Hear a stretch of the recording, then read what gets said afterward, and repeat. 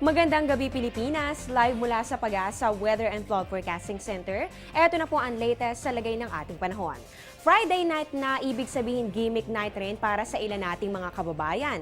Yung iba marahil naman ay diretso uwi na para magpahinga at mag-spend ng time kasama ang pamilya. Ano man ang balak mong gawin, siguraduhin mag-ingat, lalong-lalo na sa mga kababayan natin dyan sa Mindanao at sa Visayas area dahil magiging maulan po ang inyong panahon. Dahil pa rin po yan sa umiiral na ITCZ at pati na rin po ng low pressure area. Para naman dito sa atin sa Luzon, maganda-ganda pang maituturing ang ating panahon kumpara sa ilang bahagi ng ating bansa. Gayunpaman, panatilihin po ang pagmumonitor sa lagay ng ating panahon. At dahil nga po may low pressure area sa loob ng ating ano kaya ang magiging lagay ng ating panahon sa mga susunod na araw? Alamin na natin yan sa 3-day weather forecast ng Pag-asa. Para po sa Baguio City, magbaon pa rin po ng payong sa paglabas ng bahay para hindi ka maabala dahil magiging partly cloudy with isolated rain showers or thunderstorms simula po yan bukas hanggang sa Monday.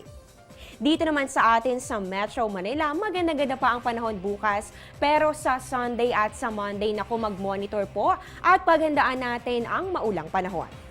Para naman po dyan sa Metro Cebu, hindi po gaanong ikatutuwa ang malaking posibilidad ng mga pag-ulan o pagkidlat, pagkulog na maaaring maranasan. Yan po ay sa weekend at pati na rin po sa Monday.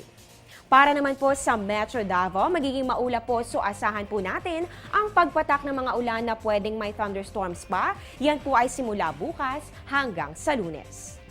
At panghuli na lang po natin sa may Zamboanga City. Huwag munang lalabas ang bahay kung hindi naman importante dahil malaki rin po ang chance of rain na posibleng sumalubong sa inyong weekend pati na rin po sa Monday.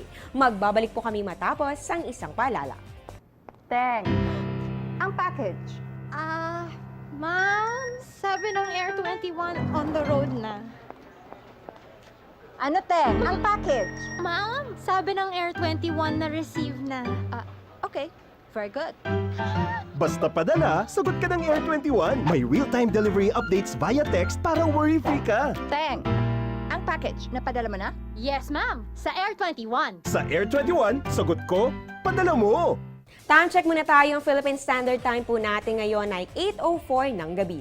Bago ako magpaalam, happy viewing muna kay Maria Cristel at Ryan Alcovindos. At yan ang latest mula dito sa Pag-asa. Maraming salamat po sa pagtutok sa aming programa. Bukas samahan naman natin si Weatherman Harry Bayona para po yan sa Panahon TV Saturday edition. Alas 5 po yan ng umaga. Dito lang po yan sa Telebisyon ng Bayan.